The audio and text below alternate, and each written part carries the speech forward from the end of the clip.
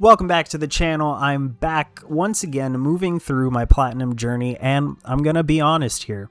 I did not have fun with Assassin's Creed Mirage, and life got in the way. So those two things hitting made it about 6 months before I got through the platinum. But I finally did it, so here's my journey through Assassin's Creed Mirage. The reason I wanted to do Assassin's Creed Mirage was because I heard it's very similar to the original games, and after doing the Ezio collection, I wanted to see what the game was looking like now, and I was interested to learn more about Basim. The other reason I wanted to get into it was because I wanted to see Baghdad. I wanted to see what the Middle East looks like in a game, so I was really excited to jump into AC Mirage and see what the story was. Now, with Basim, we're gonna be taking down the Order of the Ancients. It's a secret organization in Baghdad, and it's just your kind of regular run-of-the-mill, do a side mission, find the Order leader, and take them out. But what is interesting is Basim as a character. He has this issue where he's plagued by this nightmare and hunted by a djinn. So, we get into it, we learn a little bit more about Basim, and the twist at the end didn't really hit for me, but the story was kind of interesting from Basim's perspective. And once we meet Basim, we're meeting him kind of as a street rat, which is really nice because it ties into that idea of the stealth steal mechanic. So once we get into it, we're kind of learning back how to steal, back how to be low to the ground and stealthy. It's very different from Valhalla and Odyssey, but coming from the Ezio collection, I felt right at home. And Basim's going to try to hit a little bit above his weight, and he wants to get into the Assassin's Order. This is where we're going to meet Roshan right as we're getting into the tutorial. Everybody makes fun of her because she sounds like she smokes like 10 packs a day, but she's kind of an interesting character towards the end. So as we move through the prologue, we're also going to rely on Basim's best friend Nahal. So with her, we're going to sneak into this palace here, and we're going to try to steal a very important artifact, which if you're a fan of the series, you could probably guess where this is going. The prologue also teaches us that in order to infiltrate places, we can either go in swinging or we can sneak our way in.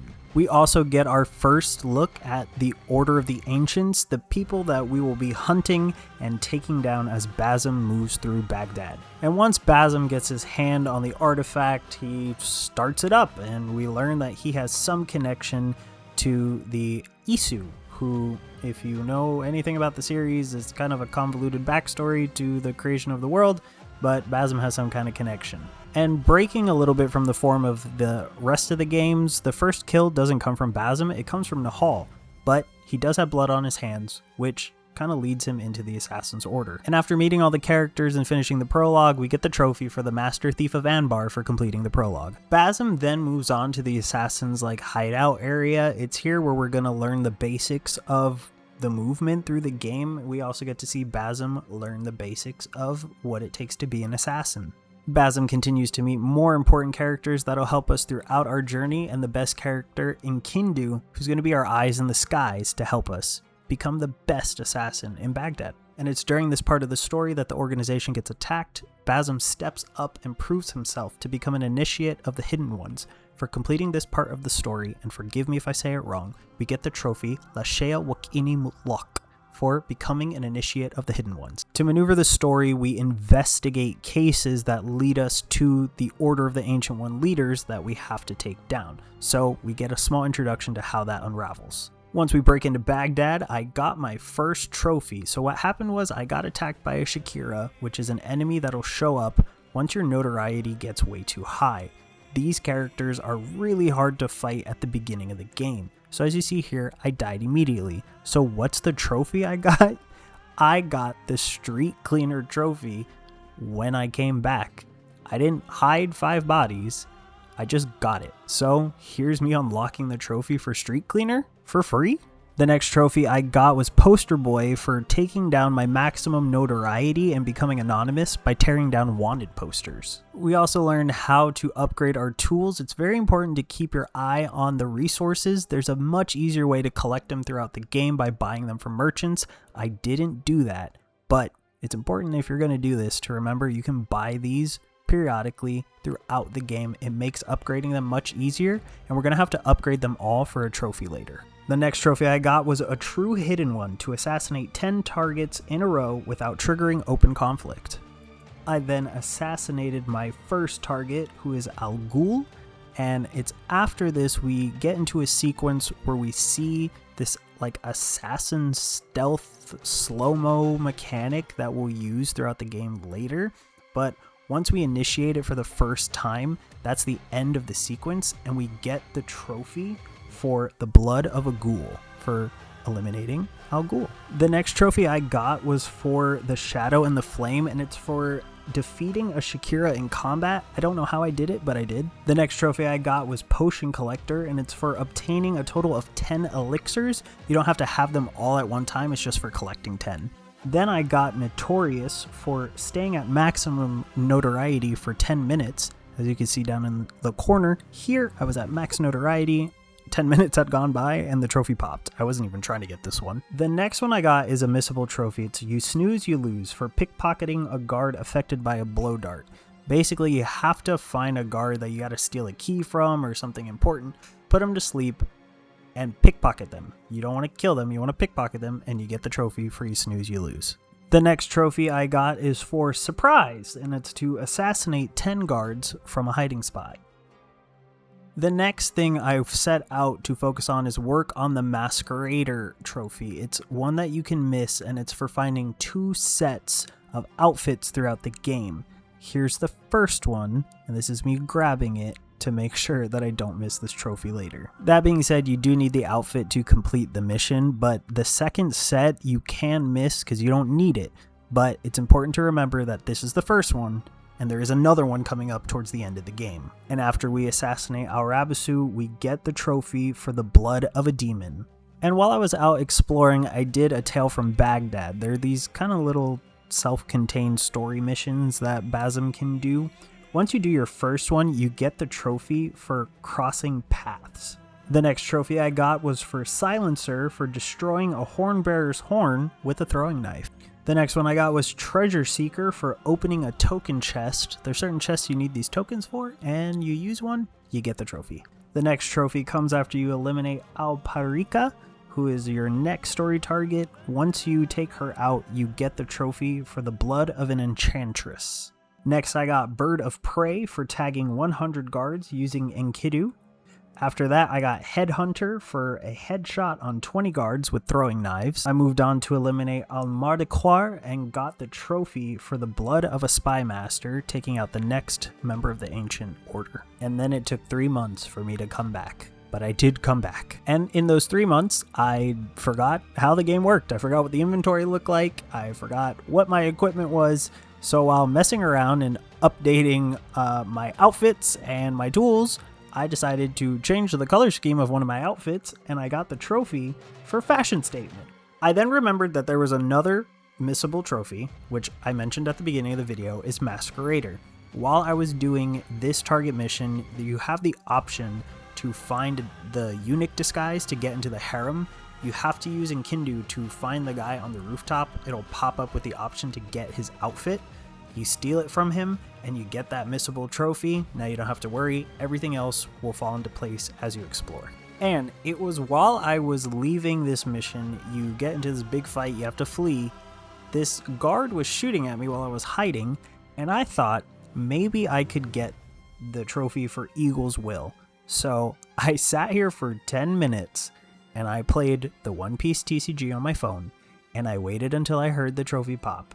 And after 10 minutes, it worked. So for everybody saying you have to run and dodge and do all this stuff, just find a guard that'll shoot arrows at you and won't move and sit there for 10 minutes. It's a very easy trophy to cheese. I then wasn't filming when I got the trophy for Serving the Light, but here it is. It's for reaching the maximum Hidden One rank. You can really tell I had issues with OBS during this filming because I got the trophy for Attention Seeker, which is to distract 10 guards with noisemakers, but OBS did not record that. And when you go to eliminate the head of the order, the story gets a little bit more interesting, but Roshan gets in the way just like Nahal did at the beginning, and we get the trophy for the head of the snake, even though we didn't take her out. But the story gets a little interesting for Bazm. So what we learned from the head of the order is that maybe Bazum is more important than Roshan was letting on. There's a secret that he has, and it has to do with what's going on back at the assassin's hideout from the beginning of the game. It was while I was infiltrating this area that I got the trophy for Sleep Tight for putting 10 guards to sleep with blow darts. And it's here that we find out that Roshan has been hiding a secret from Bazum. He gets very upset. We have our obligatory fight the mentor fight, and we defeat her to move on with Nahal into a secret Isu underground thing. It's kind of not important if you don't care for the whole Isu storyline, but if you played Valhalla, then you know that Bazum is Loki. It's a whole thing. But once we discover Bazum's past, we get the trophy for Bal Kulum Mumkin, and that's the end of the story. And once I was done with the story, I had a few trophies left for that platinum, and the first one I got was Unstoppable for killing 5 guards with 1 use of the Assassin's Focus. The next one I got was Fearless for synchronizing all viewpoints in the Baghdad region.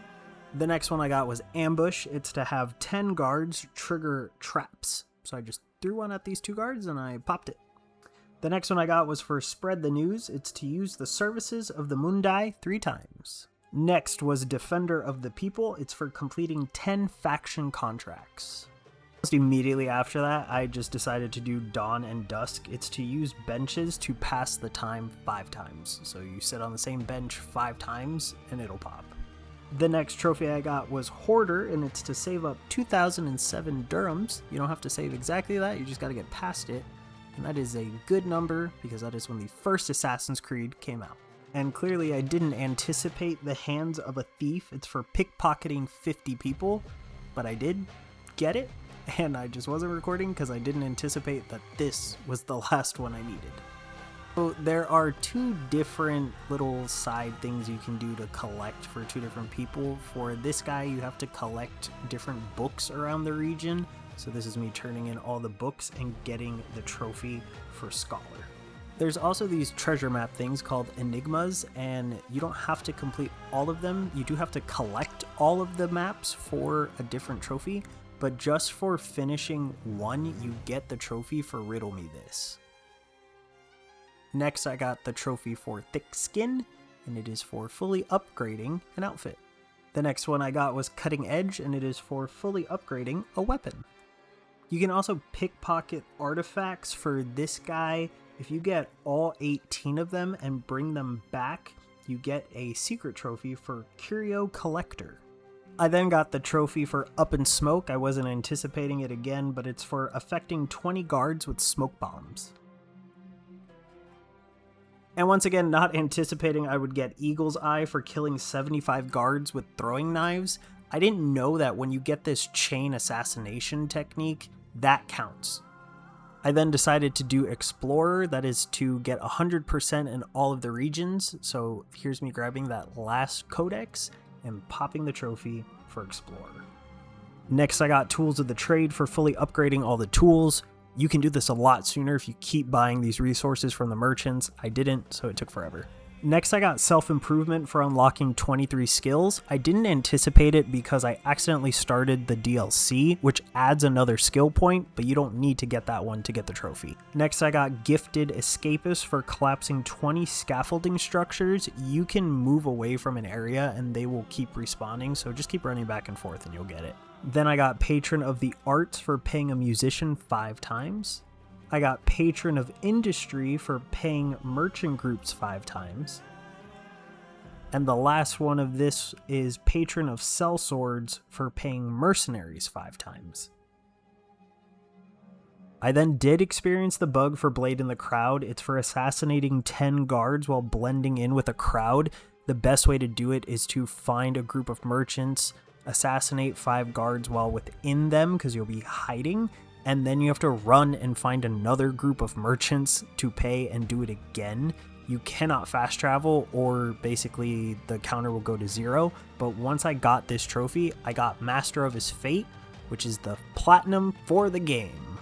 And that was my journey through Assassin's Creed Mirage. I thought the story was fine, Basim is very interesting as a character, and if you're coming off of Assassin's Creed 2 or 3 or even the Black Flag remake and you want to keep going in this franchise, definitely pick this game up and try it. It feels a little truer to form to the originals, but still a little bit different with some of the mechanics and how the game moves. But if you like this video, like and subscribe, give me some recommendations on what I should work on next as I continue on through this journey of getting more platinums. I'm sorry life got in the way, but I'm back and I am ready to continue on with the next one. So until next time, I'll see y'all later.